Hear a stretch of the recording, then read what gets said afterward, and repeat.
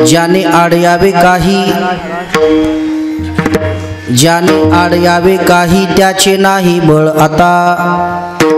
मन येथे साह्य झाले हरीच्या धाले गुणवादी। चुकूर तो गेला काळ, चुकूर तो गेला काळ झाले बळ संगाचे। मन येथे साह्य झाले हरीच्या धाले गुणवादी। तुका म्हणे धरू सत्ता, तुका म्हणे धरू सत्ता, होईल आता करू ते। मन येथे साह्य झाले हरीच्या धाले गुणवादी। विठ्ठल विठ्ठल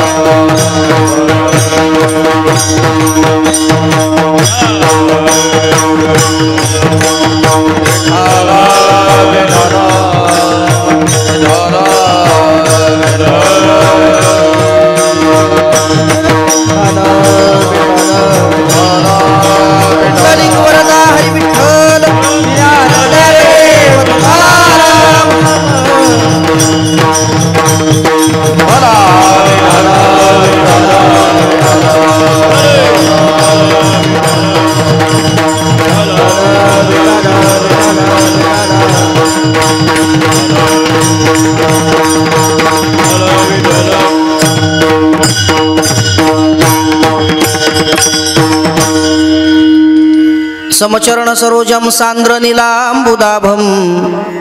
जघननीत पाणी मंडनानाम। तरुण तुलसीमाला कंधरम कंजनेत्रम। सदय धवलहासम विठ्ठलम चिंतयामी। थोडा आवाज द्या। पांडुरंगा करू प्रथम नमः, पांडुरंगा करू प्रथम नमः, पांडुरंगा करू प्रथम नमः, पांडुरंगा करू प्रथम नमः। दुसरे चरणा संतानिया, दुसरे चरणा संतानिया, दुसरे चरणा संतानिया। ज्यांच्या कृपादाने कथेचा विस्तार, ज्यांच्या कृपादाने कथेचा विस्तार, ज्यांच्या कृपादाने कथेचा विस्तार, ज्यांच्या कृपादाने कथेचा विस्तार। बाबाजी सद्गुरु दास तुका, बाबाजी सद्गुरु दास तुका, बाबाजी सद्गुरु दास तुका। आता नमुरंग भूमिका कीर्तनी उभे होती लोका। टाळ मृदंग श्रुती देखा तया माझे नमन दंडवत। श्री संताची ये माथा चरणावरी साष्टांग हे करी दंडवत। विश्रांती पावलो सांभाळा उत्तरी, वाढले अंतरी प्रेम सुख जयांचे केली या स्मरण। होय सकळ विद्यांचे अधिकरण, तेची वंदू श्रीचरण श्री गुरूंचे ते नमस्कारून आता। नमो सद्गुरु तुकया ज्ञानदीपा, नमो सद्गुरु सच्चिदानंद रूपा, नमो सद्गुरु भक्त कल्याण मूर्ती, नमो सद्गुरु भास्करा पूर्ण कीर्ती। घ्यावे माझे हाती सेवा एची देवा विनवणी, एची देवा विनवणी, एची देवा विनवणी। घ्यावे माझे हाती सेवा एची देवा विनवणी, एची देवा विनवणी, एची देवा विनवणी।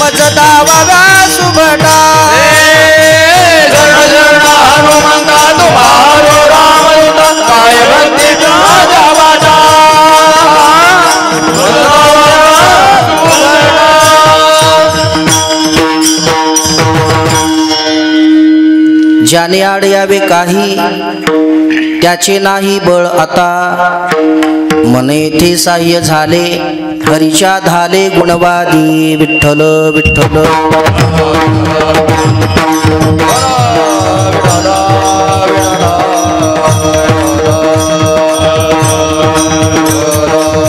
पुंडलिक वरदा हरी विठ्ठल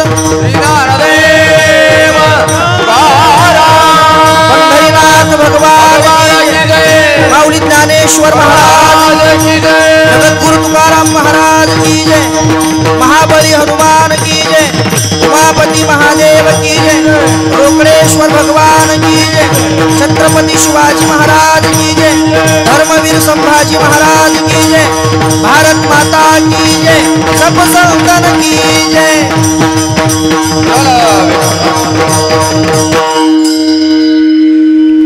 प्रस्तुत प्रसंगी प्राप्तस्थळी संकीर्तन सेवेसाठी निवडलेला अभंग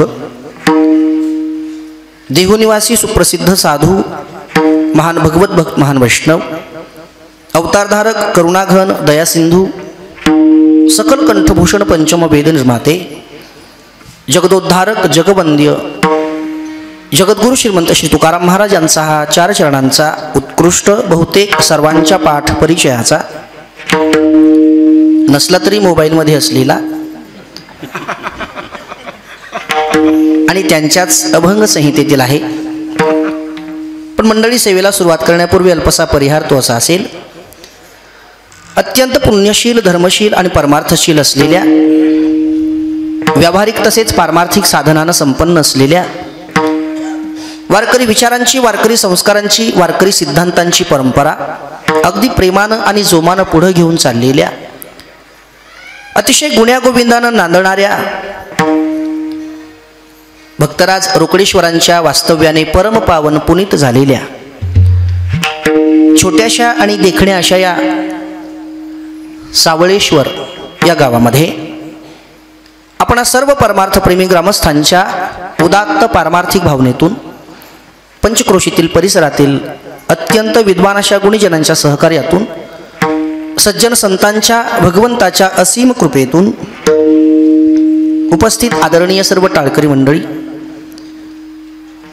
उपस्थित आदरणीय सर्व गावातील तसेच बाहेरगावची भजनी मंडळी, उपस्थित आदरणीय सर्व आयोजक संयोजक मार्गदर्शक कार्यवाहक व्यवस्थापक व्यासपीठ चालक, उपस्थित आदरणीय सर्व अन्नदाते द्रव्यदाते श्रमदाते सेवादाते, उपस्थित आदरणीय सर्व विणेकरी पहारेकरी सेवेकरी, उपस्थित आदरणीय सर्व भालदार चोपदार, उपस्थित आदरणीय सर्व ज्ञात अज्ञात कीर्तनकार प्रवचनकार भागवतकार रामायणकार संतकथाकार शिवचरित्रकार शिवकथाकार, उपस्थित आदरणीय परिसरातील संप्रदायातील महाराष्ट्रातील प्रसिद्ध आणि नामवंत असलेले उत्कृष्ट अतिउत्कृष्ट असे गायनाचार्य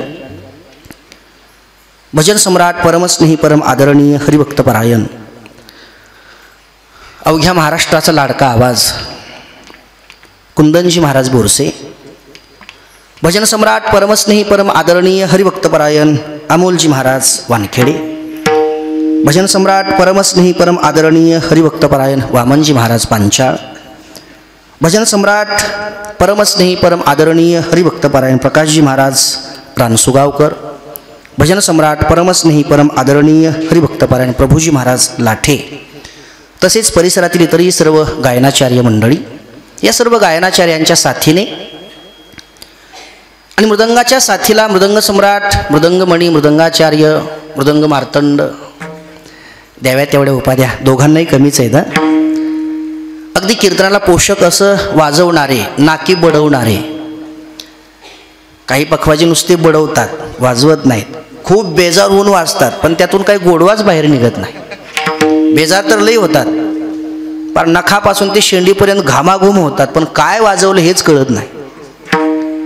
अगदी कीर्तनाला साजेसं आणि कीर्तनामध्ये रंग कसा भरता येईल त्यानुसार वाजवणारे हे दोन्ही मृदंगाचार्य परमस्नेही परम आदरणीय हरिभक्तपरायण बालाजी महाराज पाटील जामगे शिवणीकर आणि दुसरे मृदंगाचार्य परमस्नेही परम आदरणीय हरिभक्तपरायण तुकारामजी महाराज मोरे टेळकीकर, या दोन्ही मृदंगाचार्यांच्या साथीने सहकार्याने उपस्थित आदरणीय आपण जमलेले सर्व सज्जन भाविक श्रोते, माता भगिनी, बालगोपाळ, तरुण बांधव, अबालवृद्ध, आपणा सर्वांच्याही विशेष उपस्थितीमध्ये परमस्नेही परम आदरणीय हरिभक्तपरायण शंकरजी महाराज कदम, तसेच उत्कृष्ट भागवताचार्य, रामायणाचार्य, एक उत्कृष्ट कीर्तनकार, परमस्नेही परम आदरणीय उद्धवजी महाराज भारती राहटीकर, हे दोन उत्कृष्ट असे कीर्तनकार समोर बसलेले असताना आता काय बोलावं हा एक मोठा प्रश्न आहे.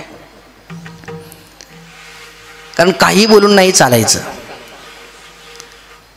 आपल्या प्रेमासाठी त्यांनी यावं, कीर्तन ऐकायला आपल्या समोर बसावं आणि आपण काही बोलावं हे योग्य नाही. जमेल तसं भगवान बुद्धी जशी देईल त्याप्रमाणे बोलण्याचा प्रयत्न करूत. राहटीकर मित्रमंडळी ही आलेली आहेत. लक्ष्मणजी महाराज, आमचा मारुती, संतोष महाराज, परिसरातील आणखीन सर्व प्रेम करणारी मंडळी या ठिकाणी उपस्थित असतीलच, भाविक उपस्थित असतीलच. आपणा सर्वांच्या चरणी नतमस्तक होऊन विनम्र भावाने साष्टांग दंडवत करून सेवेला सुरुवात करतो. प्रतिवर्षाप्रमाणे याही वर्षी संपन्न होत असलेला हा सुंदर आणि देखणा असा अखंड हरिनाम सप्ताह आणि या सप्ताहातील आजची ही कीर्तनाची सेवा आपल्या सर्वांच्याच इच्छेने, आपल्या सर्वांच्याच प्रेमाने, आपल्या सर्वांच्याच परवानगीने परमस्नेही परम आदरणीय हरिभक्तपरायण नामदेवजी महाराज सावकार आणि परमस्नेही परम आदरणीय हरिभक्तपरायण गजाननजी महाराज शिंदे यांच्याद्वारा याही वर्षी ही सेवा प्राप्त झालेली आहे. आता एकच मागणं आहे, बोलण्याच्या ओघात एखादा शब्द चुकीचा जाईल, कठोर जाईल, अपशब्द जाईल, मला आपलाच समजून क्षमा करा. विठ्ठल विठ्ठल.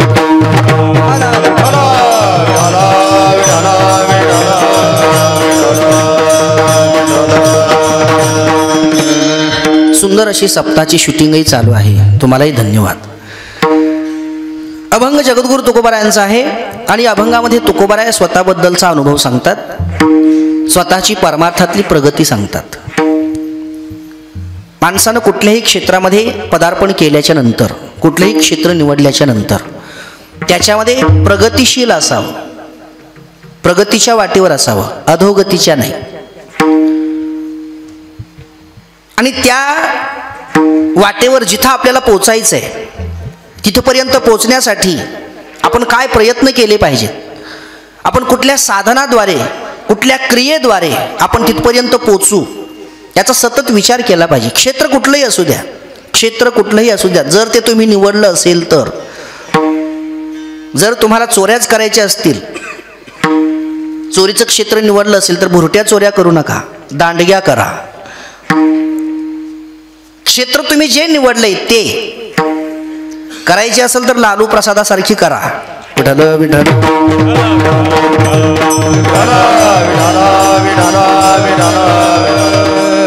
कुणाच्या तरी हरभऱ्याचे कडपं उचलून आणायचे, कुणाच्या तरी सोयाबीनचा एखादा कट्टा पळवायचा. अशा भुरट्या चोऱ्या नाही करायच्या. 2-4 दंडुक्याला महाग चोऱ्या. तुमचं क्षेत्र कुठलंही असू द्या, तुमचं गायनाचं क्षेत्र असू द्या, तुमचं वादनाचं क्षेत्र असू द्या, तुमचं कीर्तनाचं क्षेत्र असू द्या, तुमचं अजून व्यापाराचं क्षेत्र असू द्या, तुमचं नोकरीचं क्षेत्र असू द्या, तुमचं व्यवसायाचं क्षेत्र असू द्या, तुमचं क्षेत्र कुठलंही असू द्या, पण तुम्ही त्या क्षेत्रामध्ये इतकं जिद्दीनं पुढे गेलं पाहिजे की लोकांनी नाव काढलं पाहिजे, वा काय माणूस, कुठं पोचला तो, कोण होतास तू, अरे काय झालास तू. पण हे करत असताना हे सहजासहजी होत नाही, हे तितकंच महत्वाचं आहे. सगळ्यांनाच वाटतं आपण आता हे निवडले तर आपण याच्यामध्ये उंच भरारी घ्यावी असं वाटतंय सगळ्यांना. नाही, असं नाही. सगळे मनोमन तो विचार करतात, नाही असं नाही. पण नुसता विचार करून थोडंच चालतं, नुसतं वाटून थोडंच चालतं. नुसत्या वाटण्याने काय होत नाही, तसं केलंही पाहिजे. विठ्ठल विठ्ठल.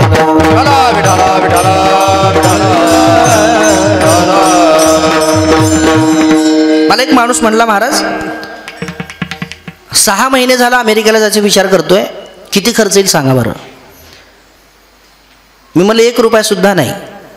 म्हणलं कसं काय, लोक तर म्हणतात लाखावर रुपये लागतात जायला, विमानानं प्रवास करावा लागतो म्हणे, आणि तो मित्र म्हणता काहीच खर्च येत नाही. कसं काय. मी म्हणलं किती महिन्याने विचार करतोयस.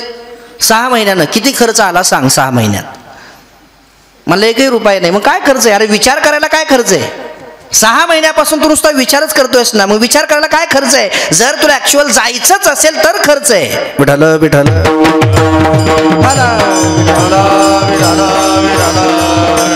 अरे नुसत्या विचाराने काही होत नाही, मग केल्याने होत आहे रे.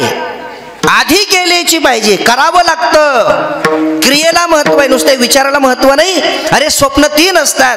भारतरत्न राष्ट्रपती, दिवंगत राष्ट्रपती भारतरत्न डॉक्टर APJ अब्दुल कलामांचं हे वाक्य आहे, लक्षात ठेवा. अरे स्वप्न 3 असतात जी झोपल्यावर पडतात. ऐका, स्वप्न 3 असतात जी झोपल्यावर पडतात, मग स्वप्न 3 असतात जी तुम्हाला झोपू देत नाहीत. विठाल विठाल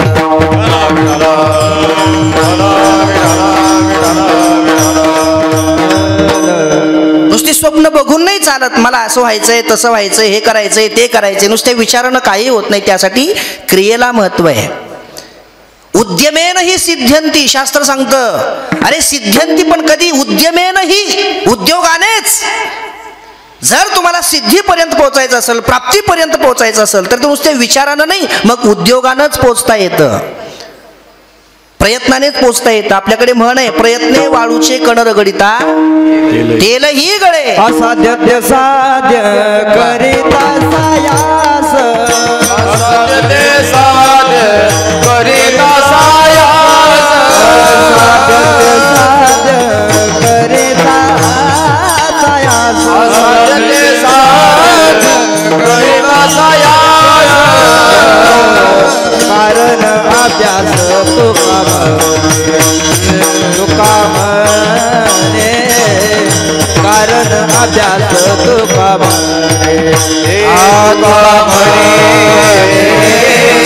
कारण अभ्यास तुका म्हणे, तुका म्हणे, कारण अभ्यास तुका म्हणे. ओले मुळ भेदी खडकात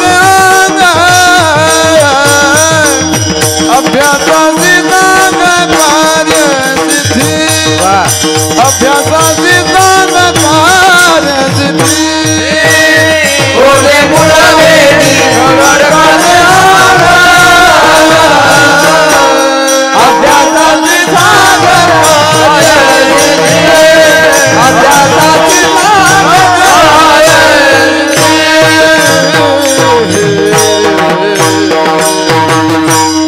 अभ्यासेन तू कौंतेय, गीता सांगते, तरी माझ्या ठाई अभ्यासे मिळ. असाध्य ते साध्य करिता सायास, कारण अभ्यास तुका म्हणे. ओले मूळ भेदी खडकाचे अंग, अभ्यासाशी सांग कार्य सिद्धी. अभ्यासाशिवाय काही होत नाही. आता बरीच माणसं, ह्या जरा शिकलेल्या लोकांना हे प्रमाण सारखी म्हणून दाखवावे लागतात. थोडी जास्त शिकलेली असतात की नाही, ते थोडे जास्त शिकलेले थोडे जास्त बिघडलेले बी असतात. विठाल विठाल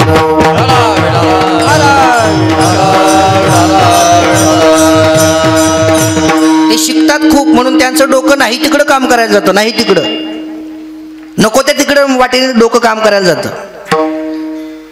एक थोर विचारवंत म्हणून आपण त्यांना गणतो, विचारवंतात त्यांची गणना केली जाते.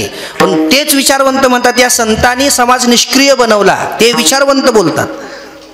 आपण त्यांना विचारवंत म्हणतो, ते काय म्हणतात, या संतांनी समाज निष्क्रिय बनवला. मग ही प्रमाण कुणासाठी काय? लोकांसाठी सांगितली का? दगडांसाठी सांगितली का? जनावरांसाठी सांगितली?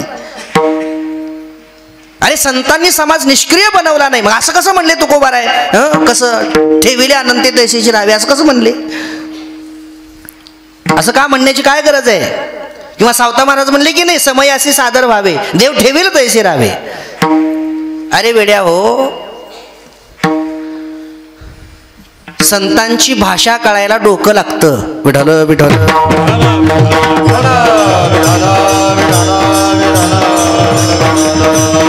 अरे असं कुणी उठून संतांच्या अभंगावर जर बोलू लागलं असतं, याची किंमतच राहिली नसती. आपल्या वारकरी संप्रदायातले थोर विद्वत रत्न ते कबूल करतात की अजून एकाही अभंगाचा तळ त्यांना गाठता नाही आला. ते स्वतः कबूल करतात, आम्ही तर किस पेड की पत्ते सोडून द्या, आम्ही नुसते यूट्यूब ऐकून कीर्तनकार झालेली माणसं. पण ज्यांनी घासले 25, 50 वर्ष नाही, आयुष्यभर ज्यांनी घासले ते कबूल करतात. अरे तुकोबारांचे एका अभंगाचे एका चरणाचा तळ आयुष्यात नाही गाठता आला, एका ओवीचा तळ आयुष्यात नाही गाठता आला, आणि तू लागला सांगायला इथं. असं कसं सांगितलं ठेविले अनंते? याचं कारण ऐक वेड्या.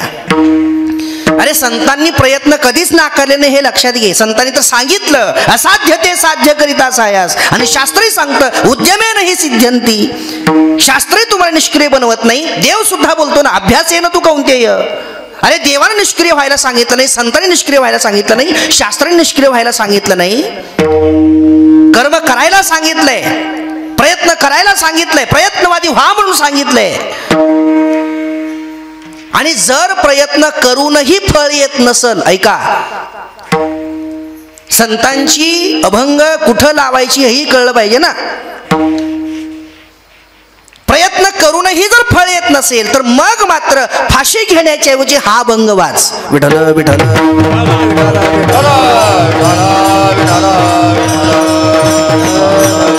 अरे ठेविले अनंते तैशीच राहावे हे जे तुकोबारांचं प्रमाण आहे ना, हे प्रमाण ऐका, प्रयत्नाच्या अगोदर लावायचं नाही, प्रयत्नाच्या अगोदर लावायचं नाही, हे प्रमाण प्रयत्नाच्या नंतर लावायचं.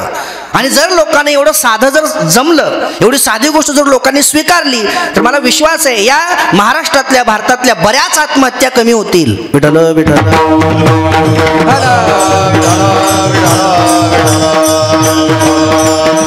कळलं पाहिजे ना. अरे नुसत्या प्रयत्नाने काय होतं? नुसत्या प्रयत्नाने काही होत नाही. प्रयत्न करू नये असं मला म्हणायचं नाही, संतांनी असं म्हणायचं नाही.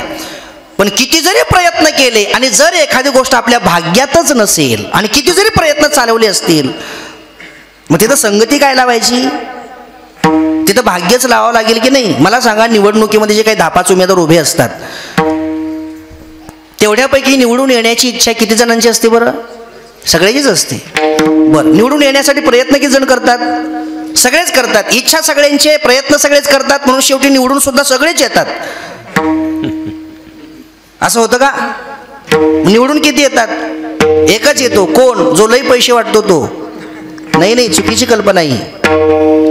तुम्हाला अशी हजारावर उदाहरण दाखवतो, हजारावर. अख्ख्या प्रॉपर्टीची राख लावली पण साधं सोसायटीचं सदस्य होता नाही आलेली हजारावर माणसं आहेत या जगात. पैसा वाटण्याचा निवडून यायचा काही संबंध नाही. मग अरे इच्छा जरी सगळ्यांची असली, प्रयत्न जरी सगळ्यांचे असले, तर निवडून तोच येतो ज्याच्या भाग्यात असतं. विठ्ठल विठ्ठल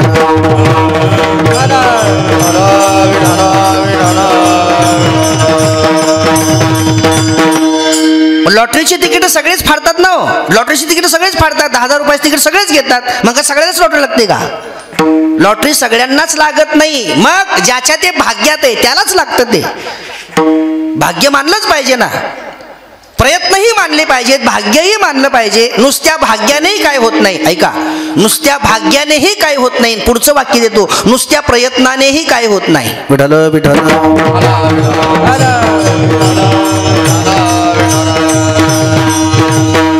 भाग्य जरी अनुकूल असलं तरी प्रयत्न केल्याशिवाय ते फळ पदरात पडत नाही. आणि प्रयत्न किती जरी केले तरी भाग्य अनुकूल असल्याशिवाय फळ पदरात पडत नाही. विठ्ठल विठ्ठल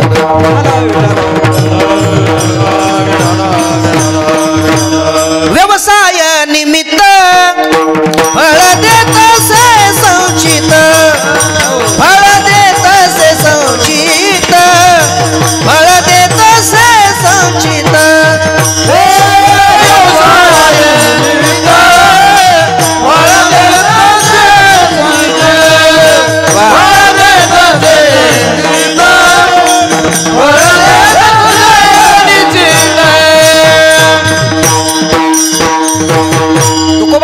व्यवसाय निमित्त पण फळ देत असे संचित. ज्ञानेश्वरी बोलते की नाही, भाग्याचे निभडसे उद्यमाचे निमिसे, संपत्ती जाता पैसे घररी घे. भाग्य आणि निमित्त दोन्ही गोष्टी एकत्र यायला पाहिजेत. नुसत्या प्रयत्नाने काही होत नाही. आता समजा ठीक आहे, म्हण आहे आपल्याकडे, प्रयत्ने वाळूचे कण रगडिता तेल ही गळे. याच्यामध्ये प्रयत्नाची पराकाष्ठा करायला सांगितलंय. पण मी तुम्हाला विचारतो, किती वाळूचे कण, किती प्रयत्ने रगडिता, किती तेल गळे, काही प्रमाण आहे का तुमच्याकडं? एक पोतभर वाळूचे कण, एक वर्षभर प्रयत्ने रगडिता, किलोभर तेल गळे, काही आहे का? असं काही प्रमाण आहे का? असं काही प्रमाण नाही. फक्त एवढंच सांगायचंय, प्रयत्नांची पराकाष्ठा केल्याशिवाय तिथपर्यंत पोहोचता येत नाही. आणि बऱ्याच वेळा प्रयत्न करून सुद्धा हाती काही लागत नाही, कारण भाग्य अनुकूल नसतं ना. हो, भाग्य अनुकूल नसतं. बरं, नुसतं भाग्य अनुकूल असून तरी चालतं का? नाही चालत. प्रयत्न करावे लागतात. भगवान जब देता है तब भगवान जब देता है तब छप्पर फाड़ के देता है, लेकिन सुनो इसके आगे थोड़ा इसके आगे सुनो। भगवान जब देता है तब छप्पर फाड़ के जरूर देता है, लेकिन भगवान ने तुझे छप्पर फाड़ के देने के लिए तेरे पास छप्पर होना पड़ता है। विठल विठल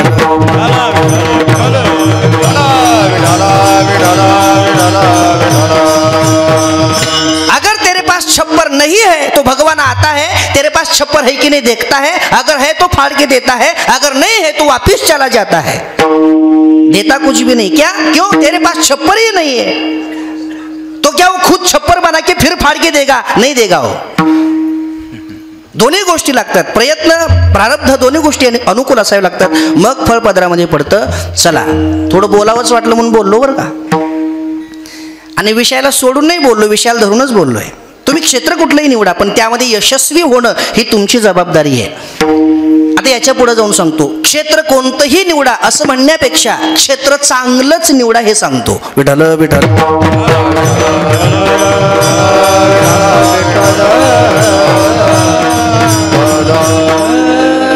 उत्तमची उरे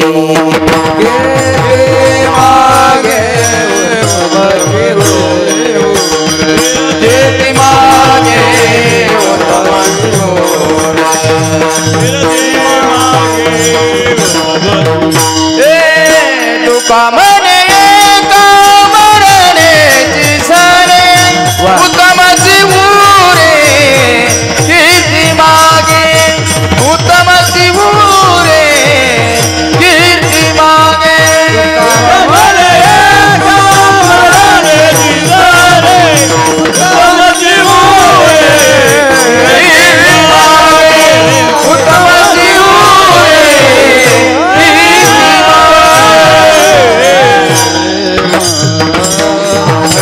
तुका म्हणे जावे सत्कीर्तीने बरवे। अरे एकतर असं क्षेत्र निवडा की ज्यात तुमची सत्कीर्ती झाली पाहिजे, लोकांनी चांगलं म्हणलं पाहिजे, बरं झालं मेला असं नाही म्हणलं पाहिजे। विठ्ठल विठ्ठल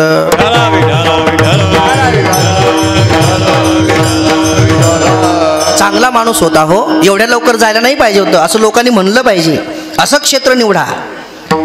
एकतर चांगली कीर्ती झाली पाहिजे किंवा आपला उद्धार तरी झाला पाहिजे, असं क्षेत्र निवडा। आणि असं एकच क्षेत्र आहे की ज्याच्यामध्ये हे दोन्ही मिळतात, एकतर चांगली कीर्ती शिल्लक राहते आणि आपला उद्धारही होतो, अशी दोन्ही फळं मिळवून देणार एकच क्षेत्र, आणि ते क्षेत्र म्हणजे परमार्थ।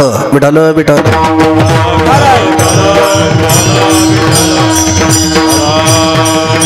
अरे परमार्थ महाधन जोडी देवाचे चरण। एकतर पारमार्थिक माणसाची कीर्ती शिल्लक राहते, आणि दुसरी गोष्ट आयुष्य संपल्यानंतर त्याचा उद्धार होतो, त्याला देव जवळ करतो। माणसाने परमार्थामध्ये यायला पाहिजे। दोन गोष्टी लक्षात ठेवा, परमार्थात यायला उशीर करायचा नाही, संसार फक्त पोट भरण्यासाठी करायचा आहे, आयुष्य त्याच्यातच घालायचं नाही। संसार हे फक्त पोट भरण्याचं साधन आहे, आयुष्य त्याच्यात खर्चण्याचं ते साधन नाही। फक्त पोटापुरतं मिळवता आलं बस, विषय संपला। कारण तुम्ही किती जरी सायासानं केला, किती जरी बारकाईनं केला, तरी तुम्ही याला फुल स्टॉप देऊ शकत नाही। विठ्ठल विठ्ठल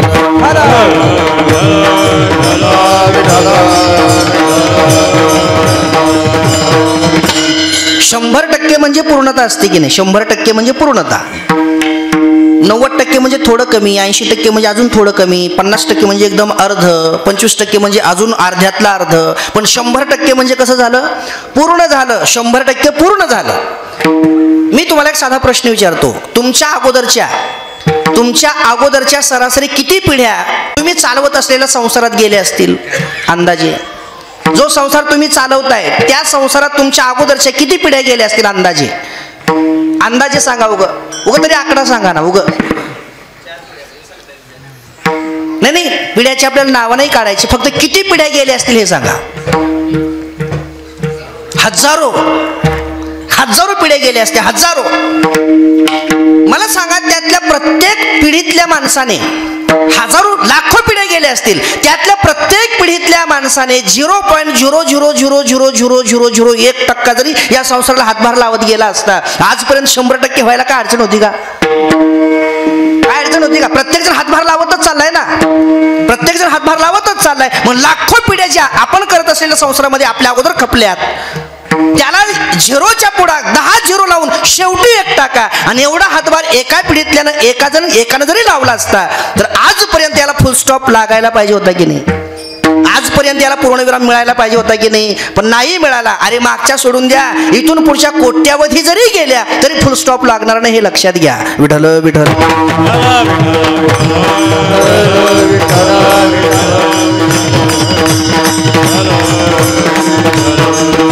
हे थोडं ओळखा, हे थोडं जाणा आणि काय करा, गरजेपुरते मिळवण्याचा प्रयत्न करा आणि सोडून द्यायचा विषय. पोटापुरते काम परी अगत्य तो राम, परी अगत्य तो राम, परी अगत्य तो राम.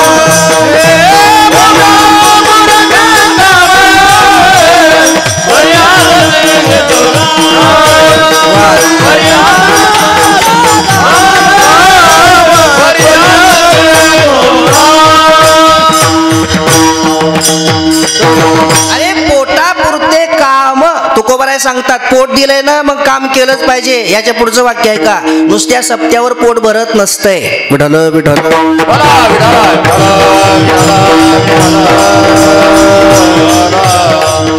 मग त्यासाठी काम करायलाच पाहिजे ना. अरे सप्त्याचं किती जरी शेड्यूल लावलं, किती जरी लावलं, 1-2 महिन्याचा गॅप पडतोच की नाही मध्ये.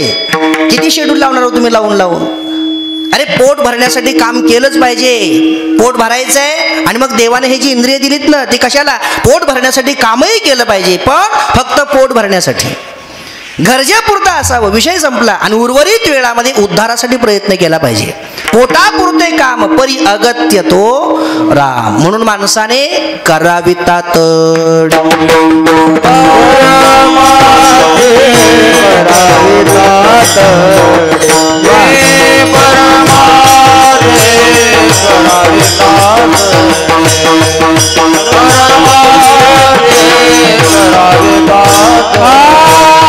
संत समागमे धरावी आबादे,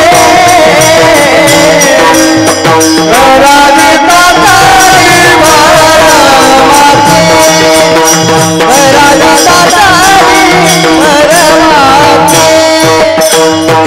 संत समागमे धरावी आबादे, धरावी तातारी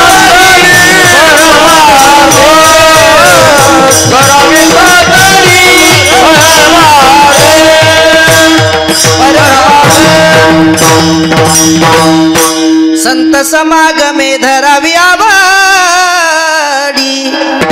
करावी ताताडी परमार्थी. अरे परमार्थात तातडीने यायला पाहिजे. इकडे यायला उशीर करायचा नाही, परमार्थात यायला उशीर करायचा नाही. ताबडतोब परमार्थामध्ये आला पाहिजे. तरी झडझडून वहिला निघ, ये भक्तीची वाटे लाग, जी पावसी अव्यंग निजधाम माझे. जर तुम्हाला सत्कीर्ती आणि मोक्ष या दोन्ही गोष्टी मिळवायच्या असतील तर तुम्ही ताबडतोब लवकरात लवकर परमार्थामध्ये येणं गरजेचं आहे. चला परमार्थात यायला पाहिजे, इथपर्यंत आपण आलो.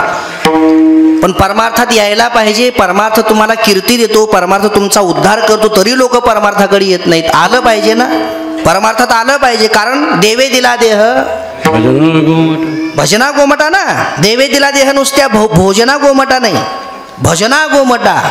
अरे देवाने हे शरीर परमार्थासाठीच दिलं असताना जर आपण परमार्थामध्ये येत नसू तर याचं कारण काय असावं. याची देई घडे देवाचे भजन, याच देई घडे देवाचे भजन, याची देई घडे देवाचे भजन, याची देई घडे देवाचे भजन, याची देई घडे देवाचे भजन, याची देई घडे देवाचे भजन, याची देई घडे देवाचे भजन, याची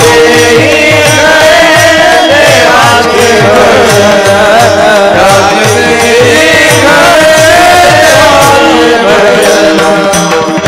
आणि कहे ज्ञान नाही कोठे, आणि कहे ज्ञान नाही कोठे, याची देई खडे देवाचे भजन याची देई खडे देवाचे भजन आणि कहे ज्ञान नाही कोय आणि कहे ज्ञान नाही कोय याची देई खडे देवाचे भजन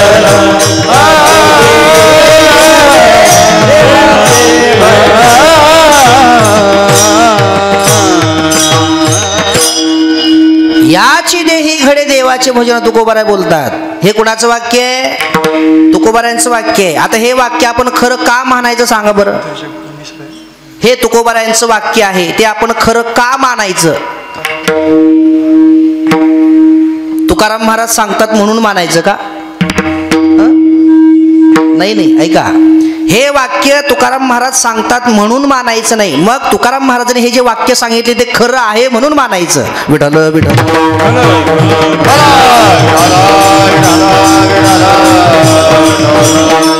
आपण कधी विचार करत नाही या गोष्टीचा, कशाहून खरं आहे हे?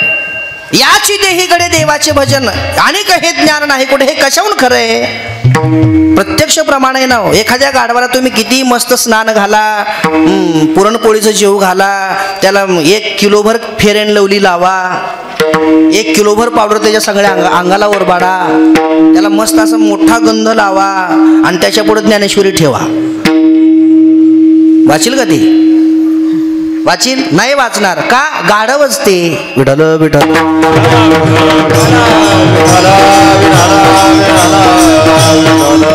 ज्ञानेश्वरी वाचणं हा गाढवाचा धंदा नाही, ज्ञानेश्वरी वाचणं हा माणसाचा धंदा आहे.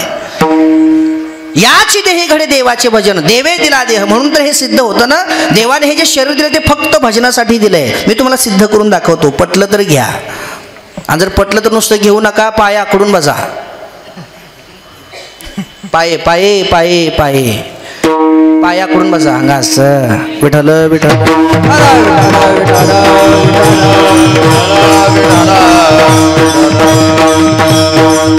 पटलं तर घ्या, आणि खरंच पटलं तर भजन करा. पटलं तरच घ्या, आणि जर खरंच पटलं तर भजन करा. चला, देवाने हे शरीर भजनासाठीच दिलंय. कशावरून? ऐका. आता हे होल्डर आहे, होल्डर, आणि त्या होल्डर मध्ये आपण जो बल्ब घातलाय, मला सांगा तो बल्ब कशासाठी बनवलाय? कशासाठी? प्रकाश देण्यासाठी. बरोबर आहे, उजेड देण्यासाठी. तो बल्ब उजेड देण्यासाठी बनवलाय. कशावरून? उत्तर बरोबर आहे, पण कशावरून? स्पष्ट करा.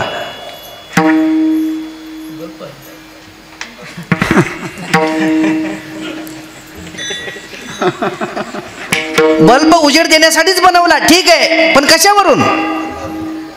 नाही, उजेड पडल्यावरच अंधार दूर होतो ना. सरळ उत्तर आहे त्याचं, साधं उत्तर आहे. तो फक्त उजेडच देतो यावरून. तो फक्त उजेडच देतो यावरून. दुसरं काही करतो का? दुसरं काही करत नाही. तो फक्त उजेड देतो यावरून हे सिद्ध होतं की तो उजेड देण्यासाठीच बनवलाय. बरं, तुमच्या हातातला घड्याळ का बनवलंय? टाइम दाखवण्यासाठी, वेळ सांगण्यासाठी. कशावरून? ते फक्त वेळ सांगतं म्हणून. का उजेड देतं? हे उजेड देत नाही, ते वेळ सांगत नाही. मृदंग का बनवला? वाजवण्यासाठी. कशावरून? तो फक्त वाजतो म्हणून. का तो उजेड देतो? तो वेळ सांगतो? नाही, तो उजेडही देत नाही, तो वेळही सांगत नाही, तो फक्त वाजतो म्हणून. तो वाजवण्यासाठीच बनवलाय. बरं चला, आता दुसरं काही तर फॅन बिन आहे का? हा, तिकडे फॅन आहे. तो फॅन का बनवलाय? हवा देण्यासाठी. कशावरून? तो फक्त हवाच देतो. का तो उजेड देतो? नाही ना. तो वेळ सांगतो का? नाही. तो वाजतो का मृदंगासारखा? नाही. तो फक्त हवा देतो म्हणून तो हवा देण्यासाठी बनवलाय. अरे, बल्ब उजेड देण्यासाठी बनवला, घड्याळ वेळ देण्यासाठी बनवली, मृदंग वाजवण्यासाठी बनवला, फॅन हवा देण्यासाठी बनवली, भाकरी खाण्यासाठी बनवली.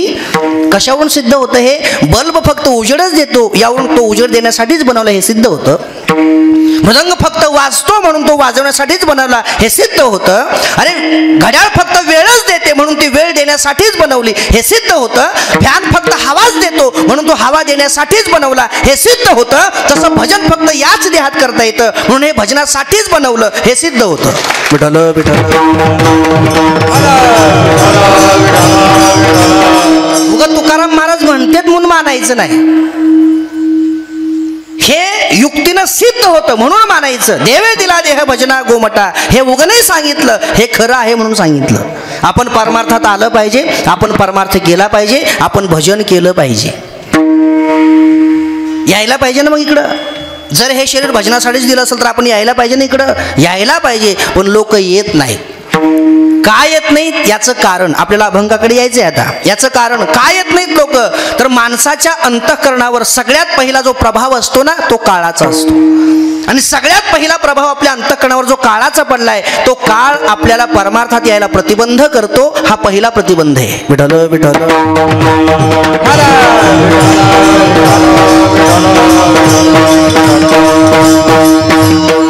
हा पहिला प्रतिबंध आहे. कुणाचा? काळाचा.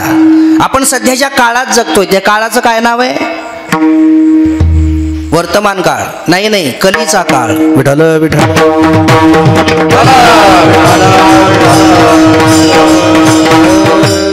वर्तमान भूत भविष्य हे काळ नाही. आपण ज्या काळात जगतोय त्या काळाचं नाव आहे कलीचा काळ. आणि कलीचा काळ कसा आहे? लई बेकार, लई बेकार.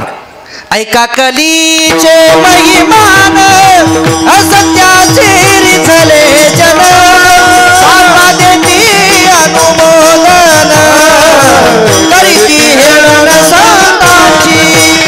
ऐका कलीचे महिमान, असत्याचे रिझले जन, सारा देती अनुमोदन, करीती हेळण संतांची.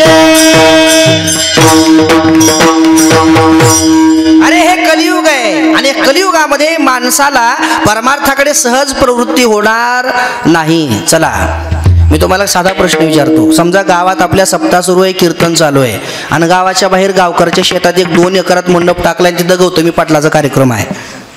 कीर्तनाची वेळ 9 ते 11 आहे आणि तिच्या बी कार्यक्रमाची वेळ 9 ते 11 आहे. लोक इकडे बी येतात तिकडे बी जातात, नाही असं नाही, पण लय कुणीकडे जातात?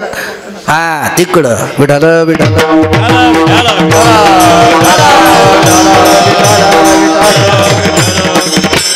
खोट आहे का हे खोटं नाही, हे 100% खरं आहे. लोक इकडे येतात, नाही असं नाही, पण गर्दी तिकडं आणि फक्त दर्दी इकडं.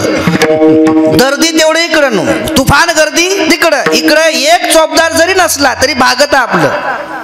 चौपदार जरी नसला तरी भागत, पण तिकडं 5-25 पोलीस मागावे लागतात तरी सुद्धा ते कमी पडतात. का बरं? देवधर्म साधी पडिले संघार,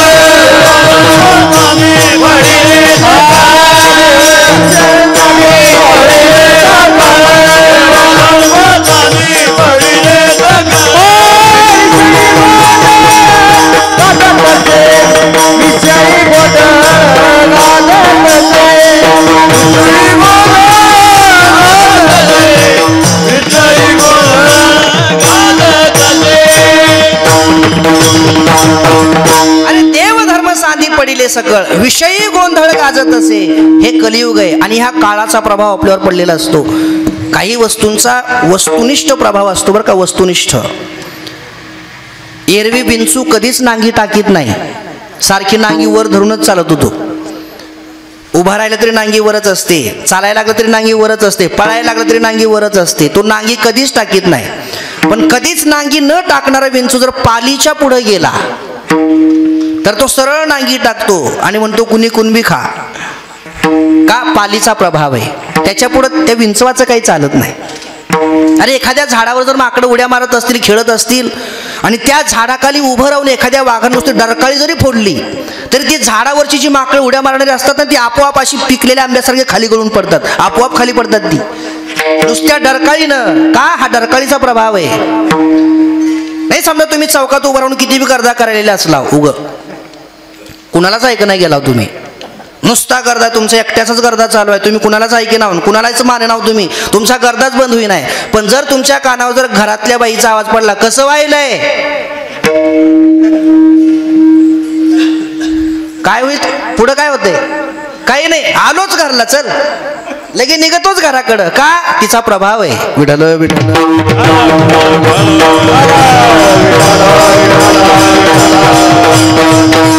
आपण कलियुगामध्ये जगणारे जे जीव आहोत त्या आपल्या जीवांच्या अंतःकरणावर सगळ्यात पहिला प्रभाव हा काळाचा असतो. आणि हा काळ पैस घेऊन थांबलेला आहे. मी येऊच देत नाही इकडे, लोकांना येऊच देत नाही.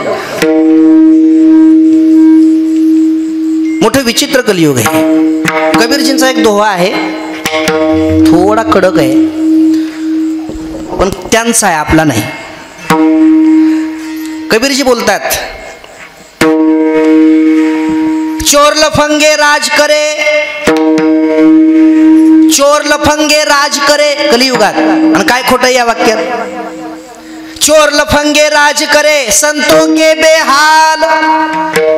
काय खोटं आहे? सगळं खरं आहे. चोर लफंगे राज करे संतों के बेहाल. याच्या पुढे का पतिव्रता तो भूखी मरी, पतिव्रता तो भूखी मरी पेडा खाय. कीर्तन झाल्यावर विचारा, विठ्ठल विठ्ठल.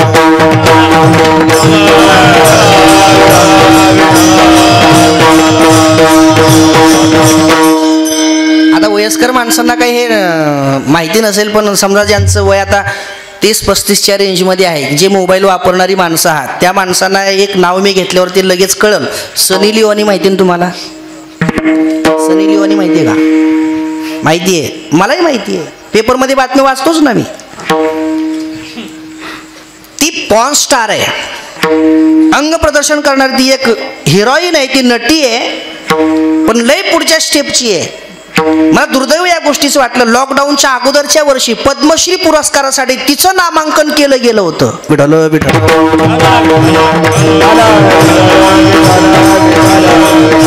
आणि बऱ्याच लोकांनी तिच्या नावाची शिफारस केली होती, तिला पद्मश्री पुरस्कार मिळावा म्हणून. किती दुर्दैव आहे मला सांगा, किती दुर्दैव आहे. म्हणून तर अनाथांची माय असलेल्या सिंधुताईंना एक वाक्य बोलावं लागलं. ते खेदानं वाक्य बोलून गेल्या. खंत त्यांनी त्यांच्या मनातली जी खदखद होती ना, त्याशी त्या वाक्यातून बाहेर टाकली त्यांनी. त्या म्हणाल्या, अरे या महाराष्ट्रामध्ये जर मोठं व्हायचं असेल तर मारावं लागतं. विठ्ठल विठ्ठल.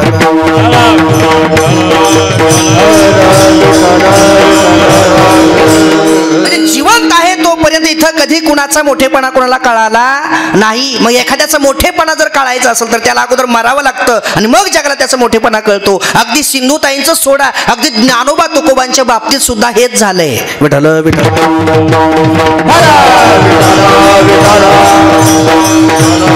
मला सांगा किती भयानक आहे कलियुग, किती भयानक आहे. आणि या कलियुगामध्ये आपण जगतोय. कलियुगामध्ये सहजासहजी माणसाची प्रवृत्ती ही परमार्थाकडे होणार नाही.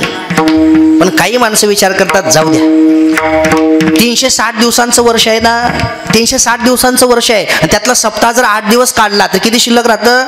352 दिवस शिल्लक राहतं. मग 352 दिवस तर प्रपंचातच चालेत ना आपले. मग चला एवढं 8 दिवस कीर्तन ऐकलं तर काय बिघडलं का? माणसं विचार करतात. अरे काळाचा प्रभाव हा विचाराने दूर होऊ शकतो. माणसं विचार करतात आणि त्यांची पावलं कीर्तनाकडे वळतात. ते काळाचा प्रभाव झुगारून देतात आणि कीर्तनाकडे त्यांची पावलं वळतात, निघतात कीर्तनाकडे. पण कीर्तनाकडे निघत असताना गंमत अशी होते, पुढं मंडप तेवढाच राहतो, मागं घर तेवढंच राहतं आणि मध्येच एक ओटा लागतो विनाकारण बांधलेला. त्याला एक स्पेशल नाव आहे आपल्या संस्कृतीत. कोणता ओटा? कुत्सर ओटा. त्याला स्पेशल नाव आहे कुत्सर ओटा. का बरं त्याला कुत्सर ओटा नाव पडलं बरं? त्याला कुत्सर ओटा म्हणण्याचं नाव पडण्याचं कारण एकच, त्याचं नाव कुत्सर का बरं पडलं? त्याच्यावर बसणारी माणसं असतात कुचळ म्हणून. विठ्ठल विठ्ठल.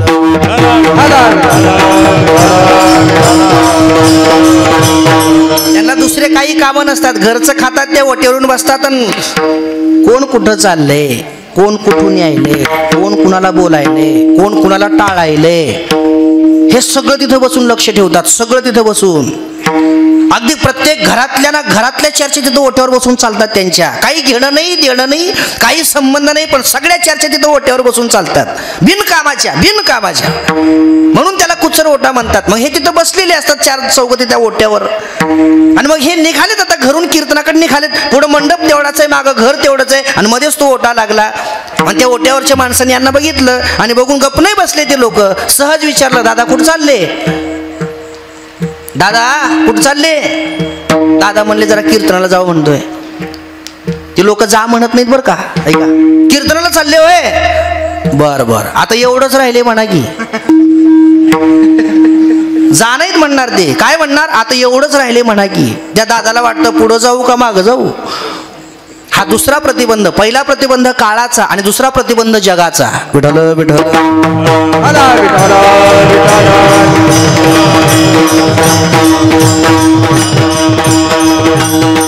जग सुद्धा प्रतिबंध आहे मंडळी. तुम्ही चांगलं करायला लागलात तरी जग बोलतं आणि तुम्ही वाईट करायला लागलात तरी जग बोलतं. अरे आपण तर खूप लहान आहोत. जगाने ज्ञानोबारायांना तुकोबारायांना सोडलं नाही. तुका म्हणे हासे जन नाही कान ते ठाई, नाही कान ते ठाई, नाही कान ते ठाई.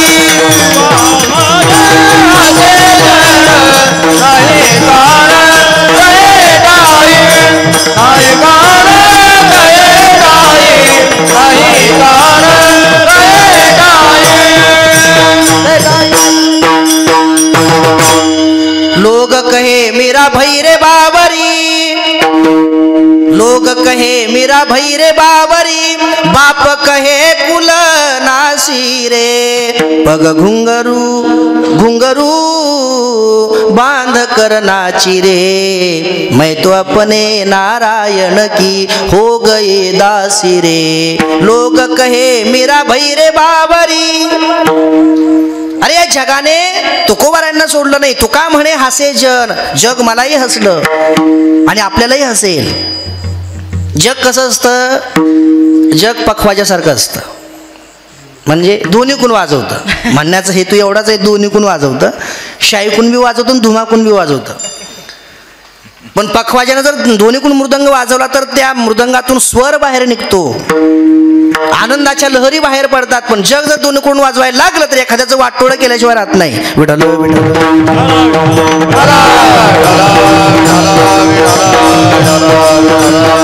आम्हाला एक शाळेत गोष्ट होती त्या गाढवाची दोन बापलेकाची. कदाचित तुम्हाला सुद्धा असेल ती. आधी पोरग बसलं, बाप उद्दे गाढव धरून चालायला लागलं. एक माणूस भेटला आणि म्हणला, काय शोभ तरी पोरा तुला, तरणा ताटा गाढवावर बसलायस तू आणि बापाला चालवायला लागलास, उतर खाली बापाला बसू दे. पोराला खरं वाटलं. पोरग उतरलं, बापाला बसवलं. मग ते पोरग गाढव धरून पुढे चालायला लागलं. अजून थोडं पुढे गेलं की एक माणूस पुढे भेटला आणि म्हणला, काय शहाणा सुरता माणूस आहेस, आता काय तुझं सोनं होणार आहे का, तुझं लोणचं घालायचंय.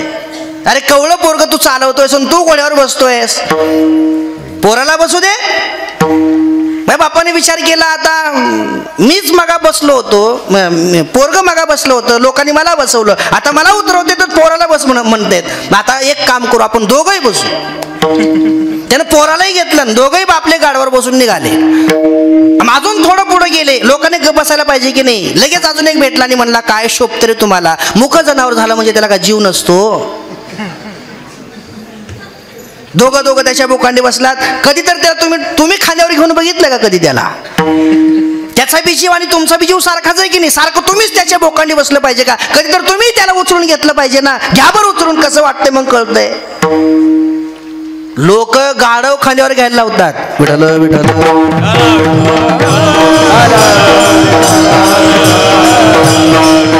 अरे एखाद्यानं जर मस्त 2 मजली घर बांधलं तर लोकांना कौतुक नाही वाटत, हळूहळू बोलतात, काय झालं नाही बांधायला, सगळा 2 नंबरचा पैसा आहे, काय झालं नाही बांधायला, कौतुक नाही. आणि समजा एखादा झोपडीतच राहतोय तरी लोकांना त्याचं समाधान नाही, काम धंदे करू वाटत नाही, आयतं बसून खा वाटते, कसे कुठं निघतील लोक. बघा कसले कसले घरं बांधायलेत. म्हणजे ज्यानं बांधलं त्याचं कौतुक नाही आणि ज्यानं नाही बांधलं त्याचंही कौतुक नाही. दोन्हीकून वाजवतं हे जग, दोन्हीकून.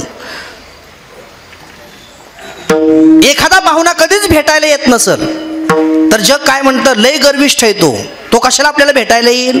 आणि समजा एखादा सततच येत जात असेल तर जग त्याचाही आभार मानत नाही. जग त्यालाही बोलतं, काय माणूस निर्लज्ज येता जाता घर वा, येता जाता घर बुडवी, येता जाता घर बुडविले, येता जाता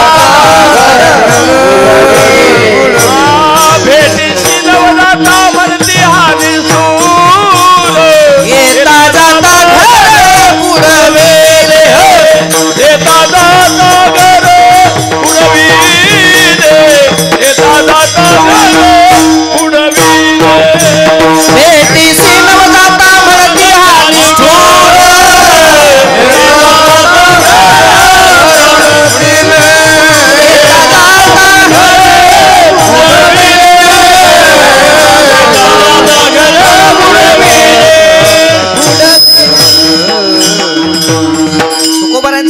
अभंग आहे, ऐसा हा लौकिक कदा राखवे ना पतित पावना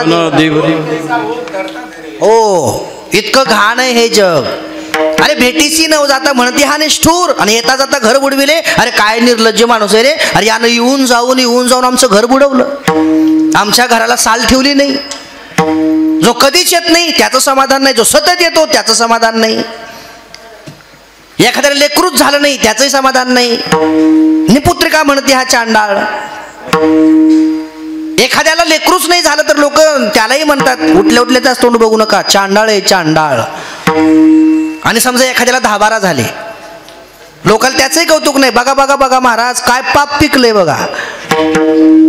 पातकांचे मूळ पोरवडा. म्हणजे झालं नाही त्याचं समाधान नाही, झाले भरपूर त्याचं समाधान नाही. एखाद्याने लईच लवकर लग्न केलं त्याचंही कौतुक नाही. आता होईना गेलं बाबा ह्याचं लवकर झालं तर चांगलं झालं असं वाटत नाही. एखाद्याचं लवकर लग्न झालं, एखाद्याने लवकर लग्न केलं तर जग हळूच बोलतं. माजल्यावर कसं असतंय. जगाचे शब्द आहेत आणि तुकोबारांच्या तोंडातले शब्द आहेत. लग्न करू जाता म्हणते हा माताला. माजल्यावर कसं असतंय. आणि समजा एखाद्याने नाहीच केलं तर जगाला त्याचंही कौतुक नाही, हळूच बोलतं. काहीतरी घोळ असेल. विठ्ठल विठ्ठल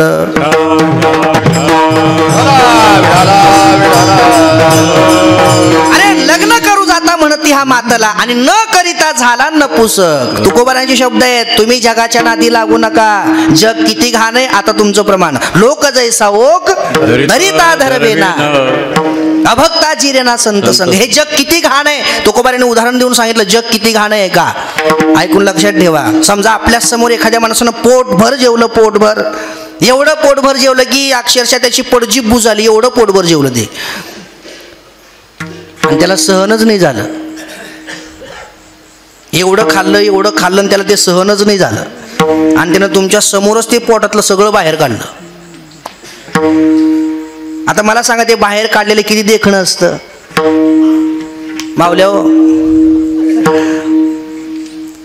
त्याचा रंग धड पांढरा नाही, धड लाल नाही, पिवळा नाही, निळा नाही, हिरवा नाही, सगळ्या कलरचं मिक्सिंग, चिकट लोळ. मुद्दाम सांगतोय बरं का. हे लगेच माशा गोंगायला चालू होतं. किती घाण असते. त्याचं नाव सुद्धा गाड वाटत नाही. बऱ्याच मावल्यांना आता मळमळ करीत असेल तिकडं. एसटीत किती बी गर्दी असू द्या, किती एकावर एक माणसं बसतील, पण ज्या सीटवर कुणी तर उलटी केली तिकडे बघत सुद्धा नाही कुणी. असं आता तिकडे बघत सुद्धा नाही कुणी. त्याच्या मागचं बी सीट रिकाम राहते आणि पुढचं बी सीट रिकाम राहते. इकडे एकमेकाच्या खांद्यावर बसतील. मग तिथं बस की काय अडचण आहे का. नको नको नको. मला एक जण म्हणला महाराज जर तुम्हाला एसटीत जागा नसल, समजा रेल्वेत जर जागा नसल, गडबड करायची नाही, चढायचं आणि उभं राहायचं. एसटी एक 5-7 किलोमीटर जाऊ द्यायची, शांत बसायचं, काहीच म्हणायचं नाही कोणाला. इकडे सरक म्हणायचं नाही, तिकडे सरक म्हणायचं नाही. 5-7 किलोमीटर एसटी जाऊ द्यायची आणि 5-7 किलोमीटर एसटी गेली की फक्त एवढंच करायचं. एक हात पोटाला लावायचा असं आणि एक हात एवढंच करायचं. तुम्हाला झोपायसारखी जागा होती आहे. विठ्ठल विठ्ठल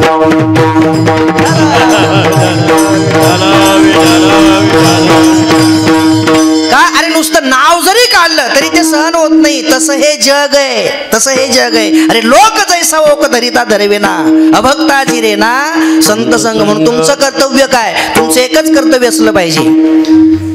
तुम्ही एकच काम केलं पाहिजे. तू कामाने आता आई का वचन, तू कामाने आता आई का वचन,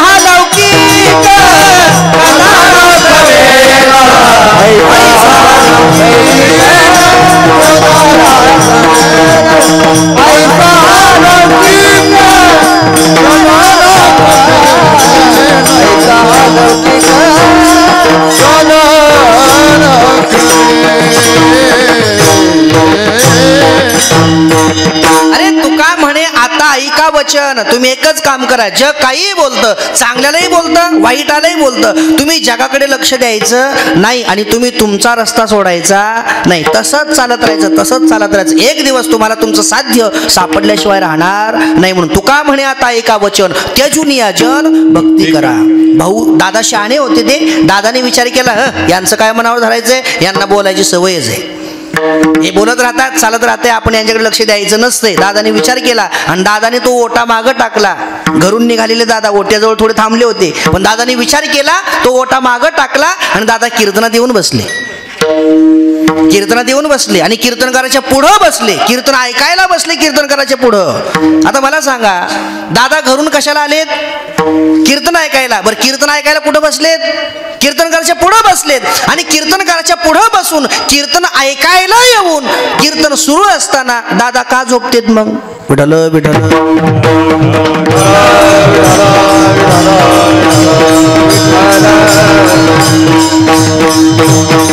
मला सांगा, तुम्ही घरादाराचा त्याग केला, लेकरा बाळांचा त्याग केला, कीर्तनात येऊन बसलात, कीर्तनकाराच्या पुढं बसलात, कीर्तन ऐकायला बसलात का झोपायला?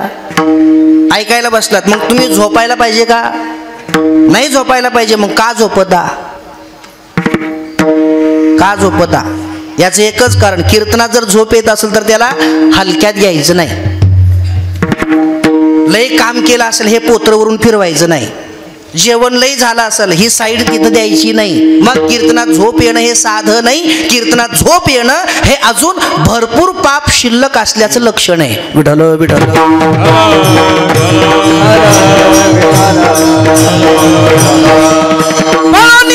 गेली झोप होते पाप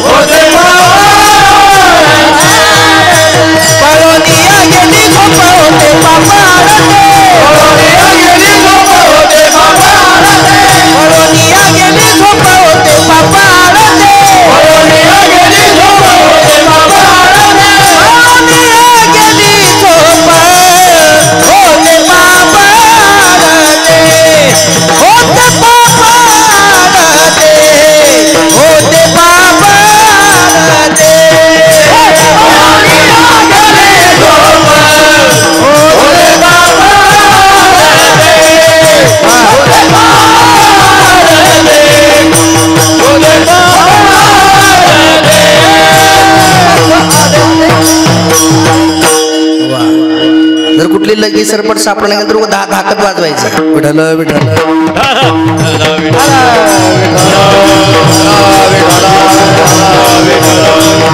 अरे कीर्तनात बसून कीर्तनकाराच्या पुढं बसून जर झोप येत असेल तर याला हलक्यात घ्यायचं नाही. समजावं अजून लय पाप शिल्लक आहे आपलं. लय काम केल्यामुळे झोप येते असं नाही, लय जेवण केल्यामुळे झोप येते असं नाही, मग लय पाप शिल्लक असल्यामुळे झोप येते. विठ्ठल विठ्ठल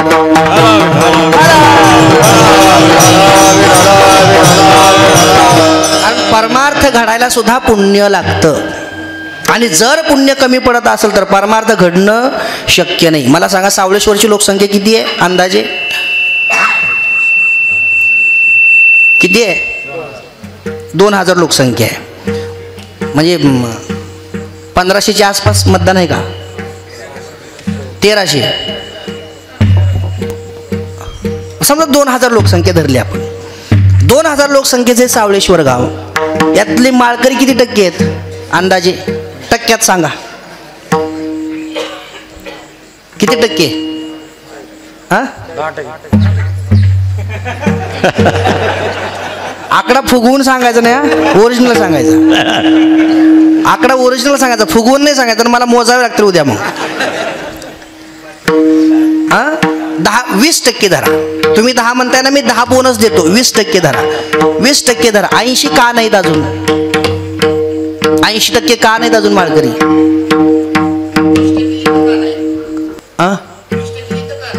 वा, विठ्ठल विठ्ठल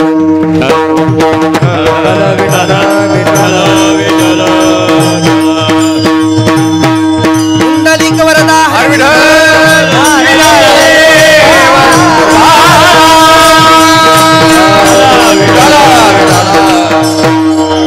प्रश्न मला विचारताय का माझ्या माध्यमातून त्यांना विचारताय? आता खरं तर हा प्रश्न मीच तुम्हाला विचारायला पाहिजे होता.